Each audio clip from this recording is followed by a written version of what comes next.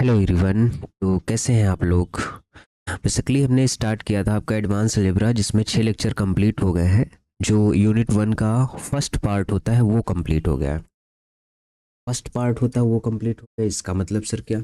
इसका मतलब ये कि जो हमारे पास कंपोजिशन, जैसे हमारे पास एक सीरीज होती थी, सीरीज ऑफ अ ग्रुप, है ना, सीरीज ग्रुप। इसी सीरीज को हमने क्या दिखाया? सब नॉर्मल सीरीज। क्या दिखाया? सब नॉर्मल सीरीज। इसी को हमने क्या, सब नॉर्मल को क्या दिखाया? ये सब नॉर्मल सीरीज नॉर्मल कब होगी, इस सब नॉर्मल को नॉर्मल बताया। और इसी सब नॉर्मल को एक हमने कौन सी सीरीज दिखाई? Composition series. Composition series. इस सब नॉर्मल सीरीज कब होता था? जब हर एक gi+1 नॉर्मल हो जाए किसके अंदर? gi के अंदर। नॉर्मल कब होता था? जब हर एक gi किसके अंदर नॉर्मल हो जाए? g के अंदर, तो नॉर्मल होता है। कंपोजिशन कब होता था? जो एक आप सीरीज बनाओगे और जितने भी उसके क्या बनने वाले हैं? फैक्टर ग्रुप, gi/gi+1, ये सारे फैक्टर ग्रुप क्या आ जाए? एक प्राइम ऑर्डर के आ जाए, यानी सिंपल हो जाए। सिंपल होने का मतलब क्या है? उसके पास सब ग्रुप सिर्फ आइडेंटिटी और वो ग्रुप रहे, बीच में कोई भी सब ग्रुप नहीं मिलना चाहिए। उसको हम क्या बोलते हैं? Series of a group. और इसी से रिलेटेड थ्योरम्स हमने की। थ्योरम्स में most important Jason house lemma की, जिसे बटरफ्लाई लेमा भी कहते हैं, सचर्स थ्योरम की, और लास्ट में एक और हमने थ्योरम की जिसे क्या बोलते हैं, नाम नहीं याद आ रहा है यार मुझे।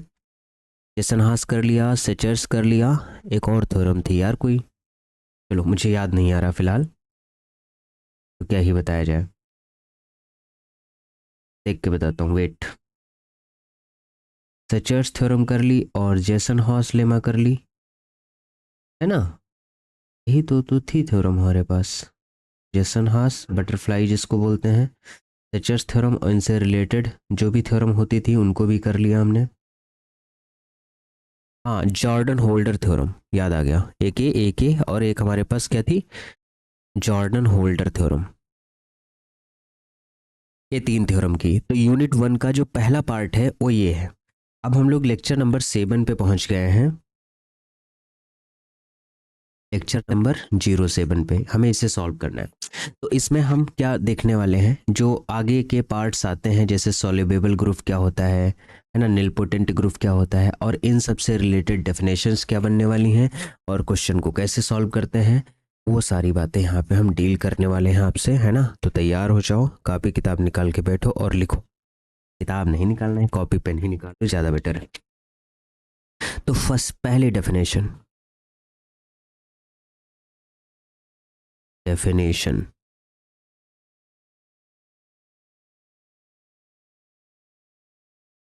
डेफिनेशन किसकी है? सॉल्युबल सीरीज की है। तो लिखो अ सब नॉर्मल सीरीज, पहले डेफिनेशन लिख लो फिर समझाते हैं। A subnormal series of a group C, of a group C with abelian factor group, with abelian factor group। कह रहा है एक सब नॉर्मल सीरीज। सब नॉर्मल सीरीज बोल दिया, इसका मतलब आपके माइंड में ये वाली इमेज बन जानी चाहिए कि सब नॉर्मल सीरीज है तो जो हम ग्रुप की सीरीज बनाएंगे, चेन बनाएंगे, उसका बड़ा वाला ग्रुप छोटे वाले ग्रुप में नॉर्मल हो। यानी gi+1 नॉर्मल होना चाहिए किसमें? gi के अंदर, तब हम कहेंगे वो सब नॉर्मल सीरीज है। और कोई भी सब नॉर्मल सीरीज किसी भी ग्रुप की जिसके फैक्टर ग्रुप अबेलियन बन रहे हैं, subnormal series of a group G with abelian factor group G, with abelian factor group G is said to, लिखो विथ अबेलियन फैक्टर ग्रुप, इसको थोड़ा सा हम सही करते हैं। A subnormal series of a group C with abelian factor group, abelian factor group is called solvable series, solvable series। ठीक। अगर कोई सब नॉर्मल सीरीज है जिसके फैक्टर ग्रुप आपने निकाले, जो चेन बन रही है, ठीक है, तो वो सारे के सारे कैसे हो जाएं, अबेलियन। ऐसी सीरीज को हम क्या कहते हैं, सॉल्युबल सीरीज कहते हैं। ठीक है, और फिर इसी के अकॉर्डिंग और लिखो, वो जो इस मतलब जो भी सॉल्युबल सीरीज है किसी भी ग्रुप की अबेलियन फैक्टर ग्रुप के साथ, उसे सॉल्युबल सीरीज बोलेंगे। और कोई ग्रुप जी है, ग्रुप जी को सॉल्युबल कब बोलोगे, ये तो सॉल्युबल सीरीज के बारे में बात हो गई कि उस ग्रुप को हम सॉल्युबल तब बोलेंगे जब उसके पास सॉल्युबल सीरीज होगी। तो लिखो यहीं पे एक स्टेटमेंट और, a group G is said to be, G is said to be, a group G is said to be soluble if it has a soluble series, if it has a soluble series। ठीक है, किसी भी group को हम soluble group तब बोलेंगे, a group G is said to be soluble तब हम बोलेंगे ग्रुप G को, कब बोलेंगे, जब वो सॉल्युबल सीरीज रख रहा होगा। ये बात पल्ले पड़ रही कि नहीं। सबसे पहले आपको एक सब नॉर्मल सीरीज लेनी है, अगर उसके सारे फैक्टर ग्रुप अबेलियन होते हैं तो हम बोलेंगे वो सॉल्युबल सीरीज है, और अगर वो ग्रुप सॉल्युबल सीरीज रख रहा है तो उसे हम सॉल्युबल ग्रुप बोलेंगे। ये हो गई पहली बात, ये हो गई पहली बात। दूसरी बात इसी के रिगार्डिंग आती है, दूसरी बात यह है कि अगर कोई ग्रुप हमारे पास अबेलियन होता है तो उससे बनने वाले फैक्टर ग्रुप भी कैसे रहेंगे, अबेलियन। तो अगर अबेलियन ग्रुप कोई है तो उसके पास हमेशा सॉल्युबल सीरीज मिलेगी, या वो सॉल्युबल ग्रुप होगा। नहीं समझे, जैसे मान लो कोई ग्रुप अबेलियन है तो उससे बनने वाला फैक्टर ग्रुप भी अबेलियन होगा, और फैक्टर ग्रुप जैसे अबेलियन मिल जाएगा तो वो जो सीरीज होगी वो कैसे होगी, सॉल्युबल सीरीज, और सॉल्युबल सीरीज होगी तो सॉल्युबल ग्रुप को रखेगी। तो लिखो a group if G is abelian, if G is abelian, अगर जी हमारे पास कैसा है, abelian, then factor group G, then factor group G is also abelian, is also abelian, and so an abelian group, and so an abelian group is always soluble, is always solvable group series. ठीक, अगर कोई group हमारे पास abelian है तो उससे बनने वाला factor group भी अबेलियन होगा, और जो सीरीज बनेगी वो भी कैसी होगी, हमारे पास सॉल्युबल सीरीज होगी, सॉल्युबल होगी तो सॉल्युबल ग्रुप के अंतर्गत आ जाएगी। लेकिन अब यहाँ पे समस्या ये होती है, क्या अगर अबेलियन ग्रुप है तभी हमको सॉल्युबल सीरीज मिलेगी, अगर ग्रुप अबेलियन नहीं है तो क्या सॉल्युबल सीरीज नहीं मिलेगी। जैसे मैं एक एग्जांपल लेता हूँ, एक एग्जांपल, जैसे एक सीरीज हमने बना दी जी बराबर, हमने S3 एक ग्रुप ले लिया, सिमेट्रिक ग्रुप 3 आपने पढ़ा है, परम्यूटेशन ग्रुप मैंने भी पढ़ाया है, इससे बड़ा A3 है और इससे बड़ा आइडेंटिटी, ये हमने एक सीरीज बना दी। ठीक है, अब कहा कि ये सीरीज सब नॉर्मल है कि नहीं, पहला टास्क चेक करो कि ये सब नॉर्मल है कि नहीं, सब नॉर्मल। तो सब नॉर्मल चेक करने के लिए आपको देखना है कि GI+1 नॉर्मल होना चाहिए किसके अंदर, GI के अंदर। तो यहाँ से हमको ये पता चला कि ये हमारे पास देखो G0 है, ये G1 है और ये G2 है। ऐसी तो हमें बस इसके अकॉर्डिंग ये चेक करना है कि G1 देखो नॉर्मल है G0 के अंदर कि नहीं, दूसरा G2 नॉर्मल है G1 के अंदर कि नहीं। यहाँ से पता चला G1 क्या हमारे पास A3 हमेशा S3 के अंदर नॉर्मल होता है, हमने आपको बताया था कि AN is normal in SN। ठीक, दूसरा आइडेंटिटी हमेशा A3 के अंदर नॉर्मल होती है, तो मतलब ये जो सीरीज है वो सब नॉर्मल हो गई, पहली कंडीशन सेटिस्फाई। अब दूसरी बात हमें ये देखना है कि ये सब नॉर्मल सीरीज क्या सॉल्युबल सीरीज होगी।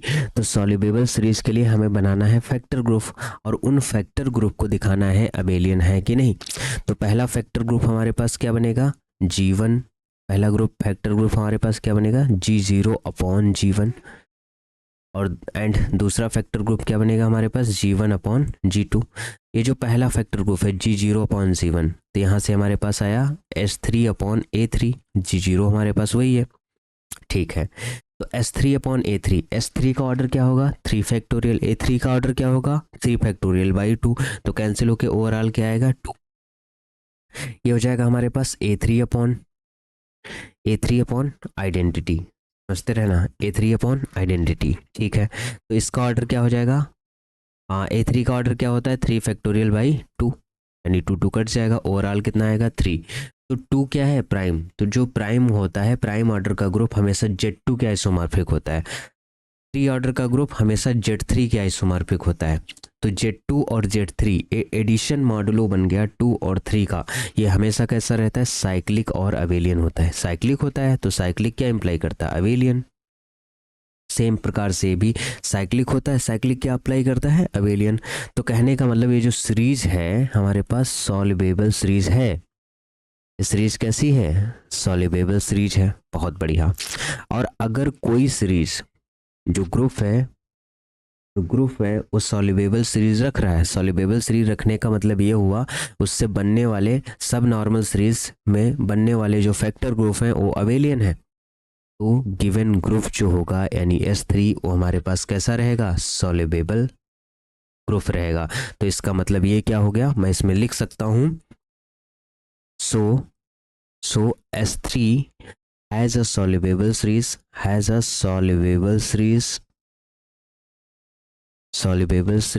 hence S3 is a soluble group, S3 क्या है सॉल्युबल ग्रुप है। तो क्वेश्चन ऐसे ही पूछा जाएगा, क्या पूछा जाएगा S3 is a soluble group or not, true या false, S3 is a soluble group, S3 is a soluble group, this is true या फॉल्स, आपको बताना होगा कि ये कैसा होगा ट्रू। ऐसे अगर S4 के बारे में बात करें, हम दूसरा एग्जांपल ले लेते हैं। हाँ, यहाँ से एक बात हमको पता चली, यहाँ से हमको एक बात ये पता चली कि अगर कोई ग्रुप अवेलियन होता है अवेलियन, तो ये जरूर इंप्लाई करेगा कि वो सॉल्युबल ग्रुप होगा, अवेलियन ग्रुप कैसा होगा सॉल्युबल ग्रुप, ठीक। लेकिन अगर कोई ग्रुप सॉल्युबल ग्रुप है कोई, तो इसका कतई मतलब ये नहीं है कि वो अवेलियन होगा। एग्जाम्पल के तौर पे आप S3 ले लो, ये सॉल्युबल ग्रुप है लेकिन ये अवेलियन नहीं है, ओके। आई थिंक इतनी बात आपको बहुत अच्छी तरीके से समझ में आई होगी। जैसे मान लो अभी देखो, अगर n हमारे पास S4 की हम बात करें कि S4 ग्रुप बताओ सॉल्युबल होगा कि नहीं होगा, दिस इज सॉल्युबल और नॉट, सॉल्युबल है कि नहीं है। तो S4 से बनने वाली आपको सीरीज बनानी होगी, तो S4 जैसे G ले लिया, G हमने क्या लिया Z0 greater or equal to Z1, G2 और Z3, इस तरीके से बनेगी। G हमारे पास कैसा है S4, फिर क्या आएगा A4 ले लो, फिर ले लो K4, फिर क्या ले लो आइडेंटिटी। अब आपको पता है ये सीरीज सब नॉर्मल है, मैंने आपको सिखा के रखा है पिछली बार ही, है ना, एग्जाम्पल्स वगैरह बताए थे। अब इसे हमें देखना है सॉल्युबल सीरीज है कि नहीं। तो सॉल्युबल सीरीज देखने के लिए आपको फैक्टर ग्रुप इससे बनाने पड़ेंगे। तो पहला फैक्टर ग्रुप आपका आएगा, क्या आएगा S4 अपॉन A4, है ना, ये हो जाएगा Z0 अपॉन G1, ये वाला फैक्टर ग्रुप, इसका ऑर्डर निकालो। अगर S4 को यानी Sn को अगर An डिवाइड करता है, Sn को अगर An डिवाइड कर रहा था, इसका ऑर्डर ऑलवेज 2 होगा, तो इसका ऑर्डर क्या होगा 2। तो 2 ग्रुप जो होगा Z2 के आइसोमॉर्फिक होगा, ये कैसा हो गया अवेलियन यानी साइक्लिक हो गया, साइक्लिक हो गया तो अवेलियन तो होगा ही। दूसरा हमारे पास क्या बनेगा G1 अपॉन Z2, G1 कितना है A4, ये कितना है K4, ठीक। A4 का ऑर्डर कितना होगा 4 फैक्टोरियल बाई 2, K4 का ऑर्डर कितना होगा हमारे पास 4, 4 दूनी 8 हो गया, ऊपर हो गया 4 गुणे 3 गुणे 2 गुणे 1 डिवाइड बाई 8, 8 से ये 8 कट गया, क्या आ गया 3, 3 ऑर्डर प्राइम है, हमेशा किसके आइसोमॉर्फिक होगा Z3 के, Z3 भी कैसा हो गया साइक्लिक, साइक्लिक हो गया तो ये अबेलियन हो गया। लास्ट हमारा जो बचा G1 G0 अपॉन G1 हो गया, G1 अपॉन G2 हो गया, लास्ट देखो अब बचा हमारे पास G2 upon G3, G2 upon G3, इसका ऑर्डर देखो ये हो जाएगा हमारे पास K4 upon identity, K4 upon identity का ऑर्डर कितना होगा, K4 के अंदर 4 एलिमेंट है और 4 एलिमेंट इसके आइसोमॉर्फिक होंगे, या तो ये Z4 के आइसोमॉर्फिक हुआ, और Z4 के आइसोमॉर्फिक नहीं होगा तो D2 के आइसोमॉर्फिक होगा, और D2 किसके आइसोमॉर्फिक होता है, D2 हमेशा K4 के ही आइसोमॉर्फिक होता है, 4 एलिमेंट होते हैं ठीक, या D2 हमारे पास Z4 के ही आइसो, D2 के अंदर जो एलिमेंट आते हैं पहला आइडेंटिटी आएगा और 2 ऑर्डर के हमारे पास एलिमेंट रहेंगे, आइडेंटिटी रहेगा और फिर अल्फ़ा रहेगा और फिर बीटा रहेगा और फिर अल्फ़ा बीटा रहेगा, इस टाइप के एलिमेंट आएंगे। तो ये हो गया 2 ऑर्डर का, ये भी हो गया 2 ऑर्डर का, 2 ऑर्डर के 2 एलिमेंट रहते हैं D2 के अंदर, है ना, क्योंकि ऑर्डर इसका कितना होता है 4, D2 होता है, ऑर्डर कितना होता है इसका 4 होता है ठीक है। आइडेंटिटी 1 ऑर्डर का हो गया, अल्फ़ा स्क्वायर करने पे आइडेंटिटी आ जाएगा, बीटा हमारे पास कितने ऑर्डर का हो गया, जो रिफ्लेक्शन होता है वो Z2 के आइसोमॉर्फिक होता है, तो एक 2 ऑर्डर का मिलेगा ठीक है, और ये भी 2 ऑर्डर का मिलेगा, तो इसलिए K4 के ही आइसोमॉर्फिक होगा। K4 जानते हो, मैं थोड़ा सा समझाता हूँ इधर, जैसे हमारे पास ये आया K4 अपॉन आइडेंटिटी, इसका ऑर्डर क्या हो गया 4 हो गया, लेकिन जब आइडेंटिटी से K4 को डिवाइड करोगे तो कुछ और नहीं आएगा, K4 ही आएगा, और K4 कैसा होता है अबेलियन होता है ना, ये साइक्लिक नहीं होता, अब मुझे पता है ये साइक्लिक नहीं होता लेकिन ये अबेलियन होता है।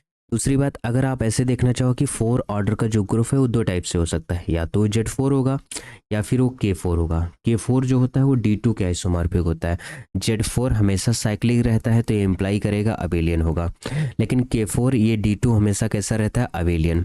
कैसे एलिमेंट, K4 के अंदर एलिमेंट होते हैं, मैंने आपको समझाया है आइडेंटिटी A B और C, ऐसे D2 के अंदर एलिमेंट पहला आइडेंटिटी, दूसरा अल्फ़ा, तीसरा आता है बीटा और चौथा आता है अल्फ़ा बीटा का कॉम्बिनेशन, पहला 1 ऑर्डर का, ये सारे के सारे 2 ऑर्डर के होते हैं, सेम इसके जैसा बिहेवियर होता है। तो बेसिकली ए भी हमारे पास कैसा रहने वाला है अबेलियन रहने वाला है, समझ में आ गया। तो कहने का मतलब है जितने भी फैक्टर ग्रुप हैं देखो अबेलियन बन गए, सारे के सारे फैक्टर ग्रुप कैसे बन गए अबेलियन।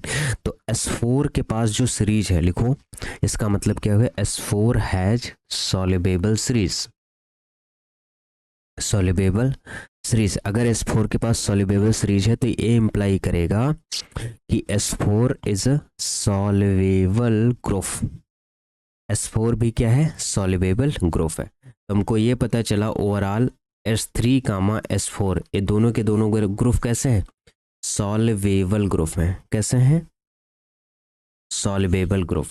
लेकिन अगर अभी ये वाली आप बनाओ सीरीज, कौन सी, एक सब नॉर्मल सीरीज बनाओ, SN बड़ा है किससे, AN बड़ा है किससे आइडेंटिटी से, ये हमारे पास एक सब नॉर्मल सीरीज है, एक ऐसी हमारे पास सब नॉर्मल। अगर ये सब नॉर्मल सीरीज है और N अगर आप ले रहे हो 5 या 5 से बड़ा, यहाँ पे N की जो चॉइस है वो कितनी है 5 या 5 से बड़ा है, तो जो SN होगा है ना, SN A not soluble group होगा, नॉट सॉल्युबल ग्रुप होगा। SN जो होगा वो सॉल्युबल ग्रुप नहीं होगा अगर 5 या 5 से बड़ा ले रहे हो। S3 S4 सॉल्युबल ग्रुप है, लेकिन SN जो होगा जब N हमारे पास 5 या 5 से बड़ा होगा तो ये हमारे पास सॉल्युबल ग्रुप नहीं होगा। इतनी बात समझ में आई। जो परमुटेशन ग्रुप था, परमुटेशन ग्रुप के जितने बनने वाले हैं S1 S2 S3, S2 हो जाएगा सॉल्युबल ग्रुप, S2 को अगर आप बनाओगे तो सॉल्युबल ग्रुप हो जाएगा क्योंकि S2 हमेशा Z2 के आइसोमॉर्फिक होता है, और हमने बताया कि साइक्लिक ग्रुप हमेशा कैसा होगा सॉल्युबल होगा।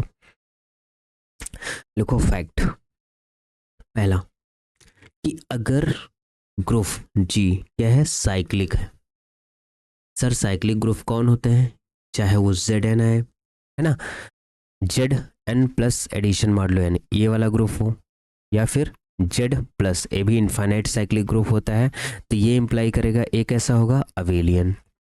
तो इससे बनने वाला ये जो ग्रुप है जी साइक्लिक, ये कैसा रहेगा हमारे पास, सॉल्युबल। बहुत बढ़िया, ये कैसा रहेगा, सॉल्युबल। दूसरा फैक्ट हमको ये पता चला कि S N greater or equal to A N greater or equal to identity, ऐसी कोई अगर हम सीरीज बना रहे हैं तो एन बराबर 2 के लिए, 3 के लिए और 4 के लिए, है ना। इसका मतलब हो गया S2 S3 और S4, ये तीनों के तीनों कैसे रहने वाले हैं, सॉल्युबल। बट एस जब हमारे पास एन होगा एंड एन जो होगा वो 5 या 5 से बड़ा होगा, तो ये नॉट सॉल्युबल, ये सॉल्युबल नहीं होगा किसी भी हालत में। इतनी बात समझ में आई, बहुत बढ़िया। तीसरी बात, अगर ग्रुप हमारे पास होगा अबेलियन, अबेलियन ग्रुप कौन कौन से होता है, जैसे चाहे वो K4 हो, K4 अबेलियन होता है, या Zn हमेशा अबेलियन होता है, Z प्लस जब साइक्लिक होता है तो अबेलियन होगा। और कौन सा ग्रुप ले लो जो अबेलियन होता है, D2 ग्रुप अबेलियन होता है, ठीक। और S2 ग्रुप अबेलियन होता है। और कौन सा, है ना, 2 ऑर्डर का कोई भी ग्रुप हो, ऑर्डर 2 का, P ऑर्डर का ग्रुप अबेलियन होता है, ऑर्डर P ऑर्डर का कोई भी ग्रुप हो वो अबेलियन होता है। तो इनमें से कोई भी ग्रुप आए, ये सारे ग्रुप कैसे रहने वाले हैं, सॉल्युबल ग्रुप रहने वाले हैं। कैसे रहने वाले हैं भाई साहब, सॉल्युबल ग्रुप रहने वाले हैं। बहुत बढ़िया, हमने सॉल्युबल सीरीज आपको बताई और उससे रिलेटेड बनने वाले सॉल्युबल ग्रुप बता दिया, जितना कि मुझे याद आ रहा है। और भी एग्जांपल वो मैं आपसे डिस्कस कर लूँगा, यूनिट फिनिश होने दो फिर देखते हैं, ठीक है। जितना भी फाइनाइट पी ग्रुप है, जैसे ऑर्डर पी का ग्रुप हमने इसमें लिखा है, वो कैसा बनने वाला है, सॉल्युबल बनने वाला है। आप चलो इसी को थोड़ा सा डिटेल में लिखते हैं, थ्योरम वाइज लिख लो चाहे फैक्ट वाइज लिख लो। every finite p group, every finite p group is soluble। हमारे पास अगर कोई फाइनाइट पी ग्रुप होगा तो कैसा रहेगा, सॉल्युबल। फाइनाइट पी ग्रुप का मतलब क्या हुआ सर, फाइनाइट पी ग्रुप का मतलब ये हुआ कि ग्रुप का ऑर्डर कैसा है, पी है, ओके। अगर पी ग्रुप है, आपको हमने बताया था कि पी ऑर्डर का ग्रुप हमेशा क्या रखता है, कंपोजिशन फैक्टर रखता है। और कंपोजिशन फैक्टर कैसे होते हैं, या तो सिंपल होंगे या फिर ट्रिवियल होंगे, ये बात हमने बताई थी। ट्रिवियल होंगे, और जो सिंपल होंगे तो वो क्या रखेंगे, सिंपल जो होता है वो साइक्लिक ग्रुप होता है पी ऑर्डर का। तो अगर कंपोजिशन फैक्टर उसके साइक्लिक ग्रुप हो गए पी ऑर्डर का, इसका मतलब ये हुआ कि फैक्टर ग्रुप कैसे हो गए, अबेलियन हो गए। और अबेलियन हो गए तो सॉल्युबल सीरीज रखेंगे, और सॉल्युबल सीरीज रखेंगे तो कौन सा ग्रुप बनेगा, सॉल्युबल ग्रुप बनेगा। इसकी थ्योरी लिखना चाहो तो लिख लो, अगर ग्रुप है जी जिसका ऑर्डर क्या है, पी की power N, then G has a composition factor, then G has a composition factor। Composition के बारे में तो पढ़ लिया ना आपने, कंपोजिशन फैक्टर। और जब कंपोजिशन फैक्टर होंगे G के पास, देन वो कैसे होंगे, आइदर ट्रिवियल और cyclic group of order P। Simple को बोलते हैं ना cyclic group of order P, या तो ट्रिवियल होंगे या सिंपल होंगे। सिंपल को cyclic group of order P बोलते हैं। तो फैक्टर ग्रुप अगर ट्रिवियल होगा तो हमेशा साइक्लिक होगा, और दूसरा वाला तो साइक्लिक बन ही रहा है, तो फैक्टर ग्रुप क्या हो गए, अबेलियन। और अगर अबेलियन होंगे, दिस इंप्लाइज फैक्टर ग्रुप क्या हो गए, अबेलियन। अबेलियन हो गए, इसका मतलब बनने वाला सीरीज कैसा होगा, सॉल्युबल। सो गिवन, इसका मतलब क्या हो गया, it consists a soluble series, it consists soluble series, ये soluble series को consist करेगा, and hence every finite p group is soluble, hence every finite p group is soluble। इसे लिख लो, है ना, ज़रूरत आता है कभी कभी थोड़ा थोड़ा मैं लिखवाते चलूँगा तो ज़्यादा बेटर रहेगा। तो पी ग्रुप के बारे में आपको पता चल गया वो कैसा बनने वाला है, सॉल्युबल। अब हम हालांकि दूसरी चीज़ के बारे में बात कर रहे हैं आपसे, लेक्चर नंबर 7 पे हैं। दूसरे ग्रुप्स के बारे में बात कर रहे हैं। सॉल्युबल सीरीज के बारे में बात हो गई, सॉल्युबल ग्रुप के बारे में बात हो गई। अब आती है बात सेंट्रल सीरीज क्या होती है, उसके बारे में थोड़ा ढंग से जानो। What is a central series? तो सबसे पहले मैं आपको बताऊंगा, सेंट्रल सीरीज पढ़ने के लिए आपको जानना होगा सेंटर ऑफ ग्रुप क्या होता है। सेंटर ऑफ ग्रुप क्या होता है? सेंटर ऑफ ग्रुप के बारे में आपको जानना बहुत ज़रूरी है कि अगर आप सेंटर ऑफ ग्रुप के बारे में नहीं जानोगे तो आप सेंट्रल सीरीज के बारे में थोड़ा कम जान पाओगे। सेंटर ऑफ ग्रुप को हम हमेशा जेडजी से डिनोट करते हैं। कभी कभी इसका नोटेशन ऐसा आता है झाई जी करके, है ना। ये होता है सेंटर ऑफ ग्रुप का नोटेशन। क्या होता है? नोटेशन। सेंटर ऑफ ग्रुप क्या होता है? If G is a group, अगर जी कोई ग्रुप है, then centre of G, centre of G क्या होगा? इस जेड जी, उसे जेड जी से डिनोट कर रहे हैं, या फिर झाई जी से हम उसको डिनोट करेंगे इस तरीके से कुछ। तो हमारे पास क्या होता है, वो सारे एलिमेंट हम लेते हैं कहाँ से? ग्रुप जी से। जहाँ पे ये जो जी हमने लिया है ग्रुप से, वो वाला एलिमेंट कलेक्शन करते हैं जो ग्रुप के हर एक एलिमेंट के साथ क्या करे? कम्यूट करे। सच डेट ये जो G dash for all G dash जो है हमारे पास, वो ग्रुप का मेंबर है। कहने का मतलब नहीं समझ पाया आप ना। जैसे हमने ले लिया K4 ग्रुप, K4 में आइडेंटिटी है, ए है, बी है और सी है। तो K4 का जैसे मान लो अगर हम एक एलिमेंट ले आइडेंटिटी, तो आइडेंटिटी ए के साथ भी कम्यूट करेगा, आइडेंटिटी बी भी बी आइडेंटिटी होगा, और आइडेंटिटी सी भी सी आइडेंटिटी होगा, कम्यूट करेगा। ऐसे ए ले लो, ए हर एक एलिमेंट के साथ करे, क्या बी के साथ कम्यूट करेगा? बी ए के बराबर होगा, बिल्कुल हो जाएगा। ए बी ए बराबर किसका होता है? सी। ऐसे ए सी के साथ कम्यूट करेगा, बिल्कुल करेगा। ऐसे सी ए के साथ कम्यूट करेगा, बिल्कुल करेगा। समझ रहे हो? तो अगर कोई ग्रुप हमारे पास अबेलियन या साइक्लिक हो तो उसका हर एक एलिमेंट सेंटर का एलिमेंट होता है। जैसे अगर कोई ग्रुप हमारे पास अबेलियन हो या साइक्लिक हो तो हर एक एलिमेंट सेंटर का एलिमेंट होता है। तो लिख लो यहाँ पे, जी अगर अबेलियन या साइक्लिक है, अबेलियन है या साइक्लिक, तो इसका मतलब अगर जेड जी आप निकालोगे तो पूरा का पूरा ग्रुप ही आ जाएगा, यानी हर एक एलिमेंट कैसा होगा? सेंटर का एलिमेंट हो जाएगा। बहुत बढ़िया।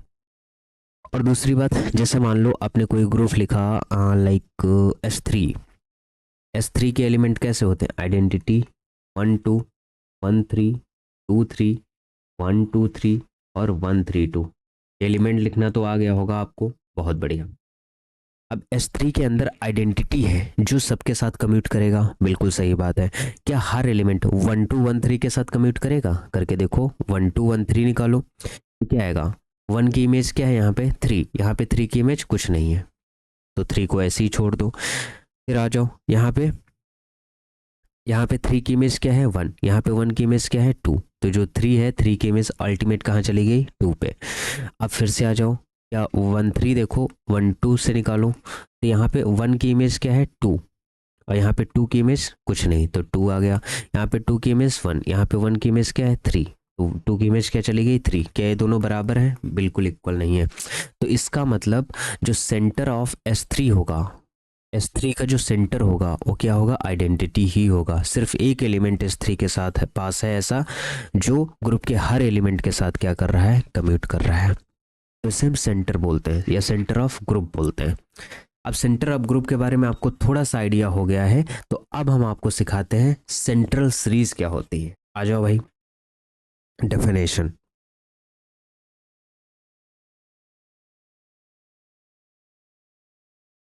डेफिनेशन क्या होगी? लिखो, a normal series, normal series, a normal series G बराबर G0 G1 G2 dot dot dot Gn एक कोई नॉर्मल सीरीज है। या और एक बात हमेशा ध्यान रखना है, सब नॉर्मल सीरीज है तो उसको हमने सॉल्युबल सीरीज बनाया, कुछ एडिशनल प्रॉपर्टी ऐड करके। एडिशनल प्रॉपर्टी वो हमारे पास थी कि उसके फैक्टर ग्रुप अबेलियन होने चाहिए बनने वाले।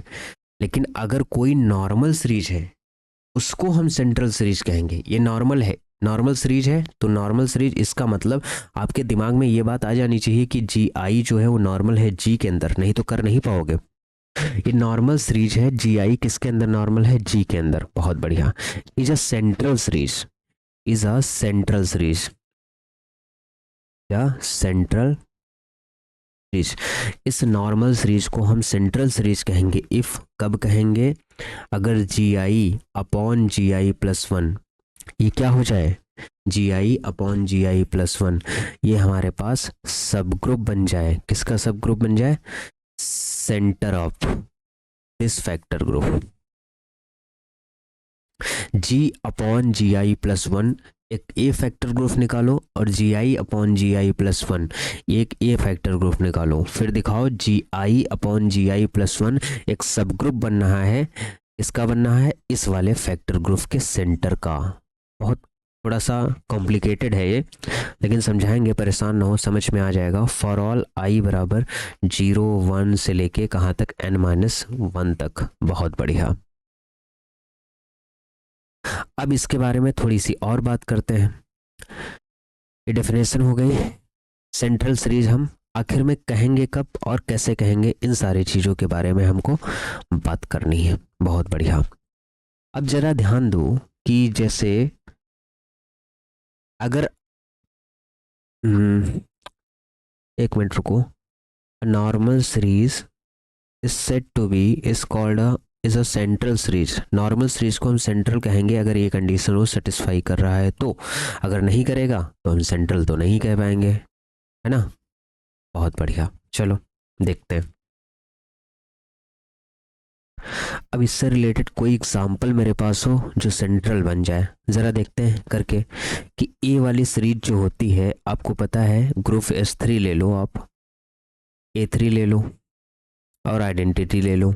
ये सीरीज नॉर्मल होती है क्योंकि आपको पता है हर एक जी आई किसके अंदर नॉर्मल है, जी के अंदर नॉर्मल है, तो ये सीरीज नॉर्मल है। हम वही सीरीज लिखेंगे जो नॉर्मल होगी, और जो नॉर्मल नहीं होगी उसको हम नहीं लिखेंगे, ठीक है। ये सीरीज कैसी है, हमारे पास नॉर्मल है। बहुत बढ़िया।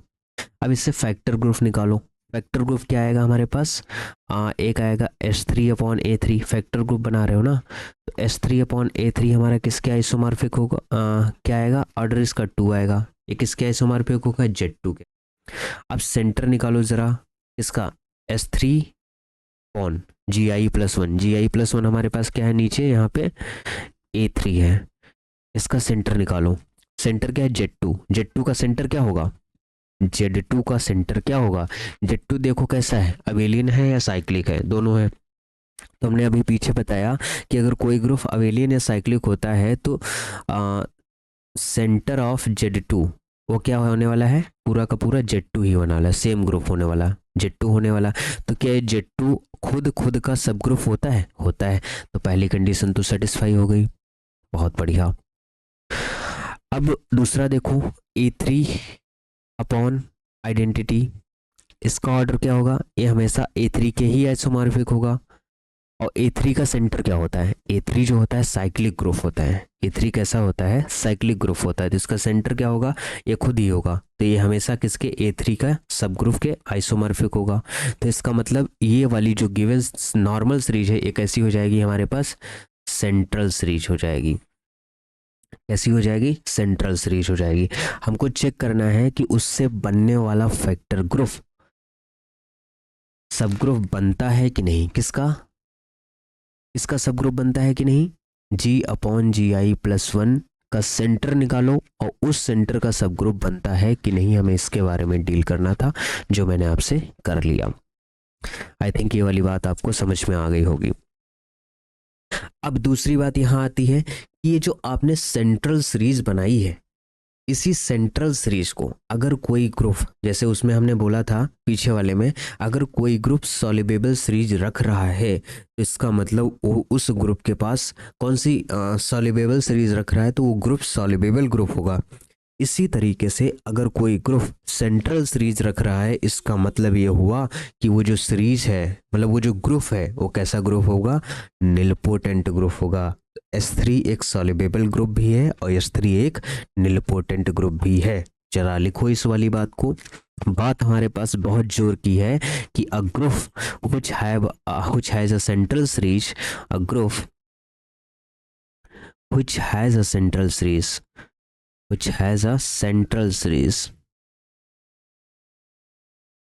a group which has a central series is called nilpotent. उसको हम क्या बोलेंगे? निलपोटेंट बोलेंगे।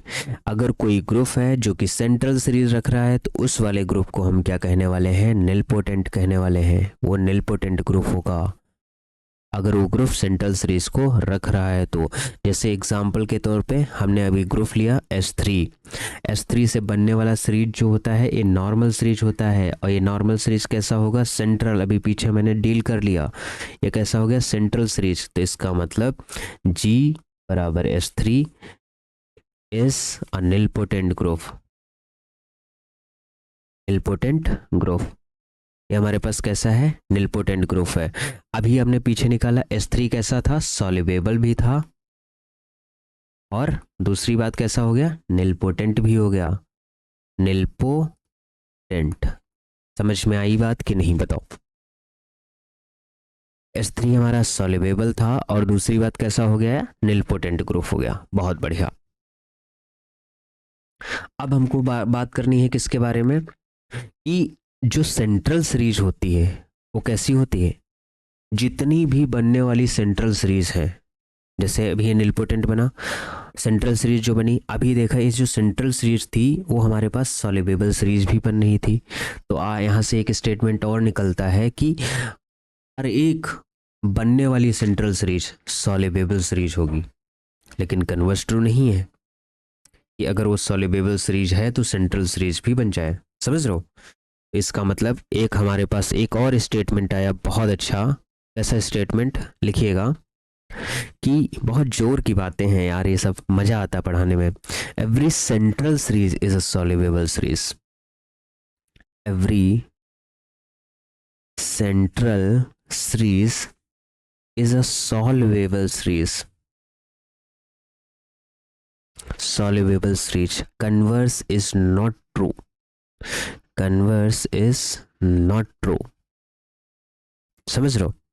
जितनी भी सेंट्रल सीरीज हैं, इसका मतलब ये हुआ कि अगर कोई सीरीज है जी, अगर वो सेंट्रल है, अगर वो सेंट्रल सीरीज है तो इसका मतलब वो सॉल्युबल भी होगी। लेकिन अगर वो सॉल्युबल है तो ये इंप्लाई नहीं करेगा कि वो सेंट्रल भी हो। ठीक। यहां से एक बात और हमको पता चली कि जितने भी आपको निलपोटेंट ग्रुप मिलेंगे वो सारे के सारे कैसे होंगे? सॉल्युबल होंगे। यहां पे लिखो every nilpotent group, every nilpotent group is soluble. हर एक निलपोटेंट ग्रुप कैसा होने वाला है? सॉल्युबल। जैसे S3 अभी निकाला, एक ऐसा होता है निलपोटेंट, NS हो जाएगा निलपोटेंट और S फॉर सॉल्युबल। बहुत बढ़िया। S3 कैसा हमारे पास? S3 कैसा है? S3 निलपोटेंट है। अभी S3 को तो निकाला है, एक मिनट जरा देखते हैं। S3 एक सेंट्रल सीरीज है। S3 कैसा होगा? ग्रुप निलपोटेंट बनेगा? कुछ गड़बड़ हो गया, एक मिनट रुको मैं समझाता हूँ। जिससे मान लो कोई भी एलिमेंट ग्रुप के अंदर अगर बिलोंग कर रहा है, जैसे ये वाली मैंने सीरीज निकाली GI अपॉन फैक्टर ग्रुप, उसका निकाल लिया, ठीक है। कुछ गड़बड़ तो हुआ है भाई। S3 हमारे पास सॉल्युबल ग्रुप तो है लेकिन ये निलपोटेंट नहीं होगा। वहाँ पे गड़बड़ कर दी। A group which has a central series is called a nilpotent. ये बात तो सही है। अगर किसी ग्रुप के पास सेंट्रल सीरीज है तो उसे निलपोटेंट ही होना पड़ेगा। और सेंट्रल सीरीज हमने यहाँ पे समझाया कि A3 जो होता है हमारे पास, A3 के पास जो एलिमेंट होते हैं, ओहो भाई A3 ज़रा निकालो। A3 एलिमेंट, A3 को हमने क्या बताया है? A3 आइडेंटिटी, और यहाँ पे होता है 1 2 3 और ये होता है हमारे पास 1 3 2। ऐसा होता है एक एलिमेंट 1 ऑर्डर का, एक एलिमेंट हमारे पास 3 ऑर्डर का, दूसरा एलिमेंट भी हमारे पास कितना होता है? 3 ऑर्डर का होता है।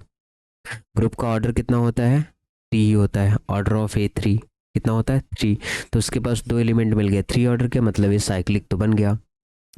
और अगर ये साइक्लिक बन गया तो इससे बनने वाला सब ग्रुप जो होगा, अच्छा एक मिनट वेट, यहाँ पे A3 S3/A3 वो हो बस समझ गया। देखो जरा इसको सुधारो, ये S3 हमारे पास सॉल्युबल होगा, निलपोटेंट नहीं होगा। गलती कहाँ हुई मैं बताता हूँ, गलती कहाँ हुई। S3 जो होगा every nilpotent group is a soluble, यहाँ लिखो S3 जो होता है वो सॉल्युबल होता है, नॉट निलपोटेंट।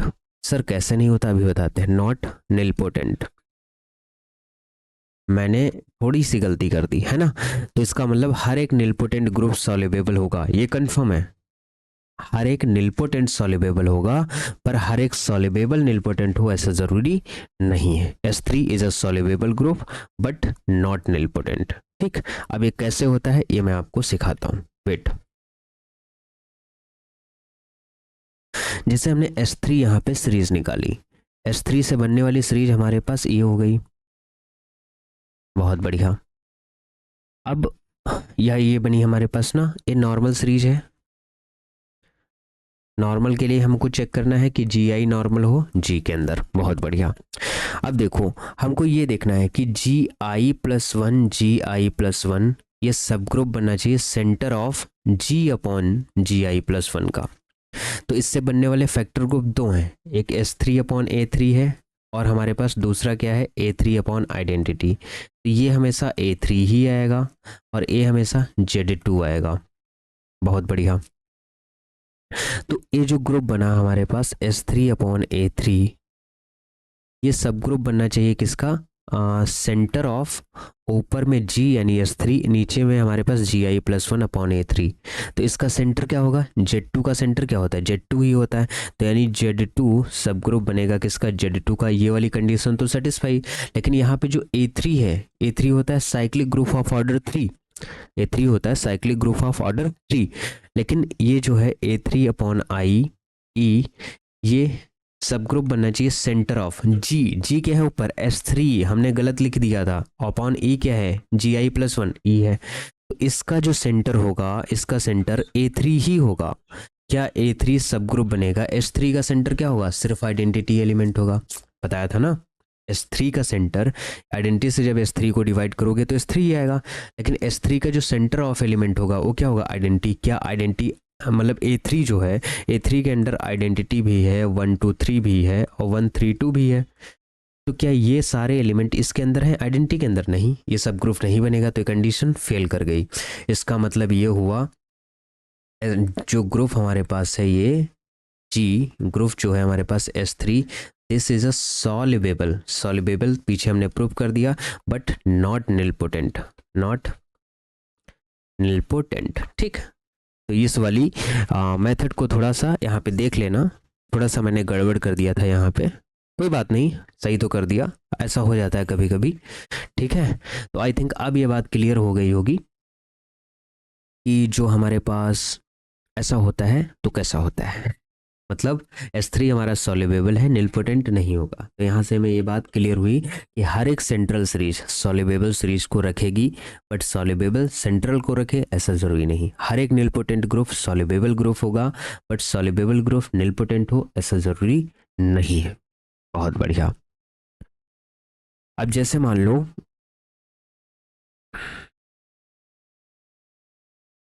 एक बात और,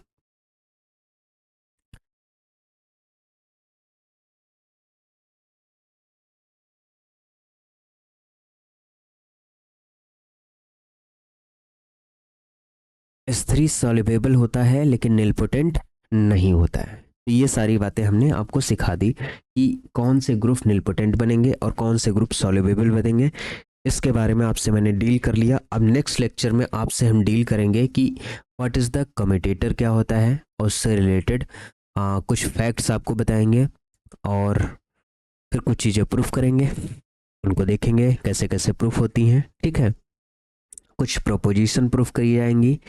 तो बने रहिए और नेक्स्ट लेक्चर में आपसे मिलते हैं। और हाँ, ग्रुप ज़रूर ज्वाइन करो, अगर ग्रुप में आप ज्वाइन नहीं है तो गड़बड़ है। ग्रुप ज्वाइन करो और मुझे मैसेज करो, फीडबैक ज़रूर दो। ओके।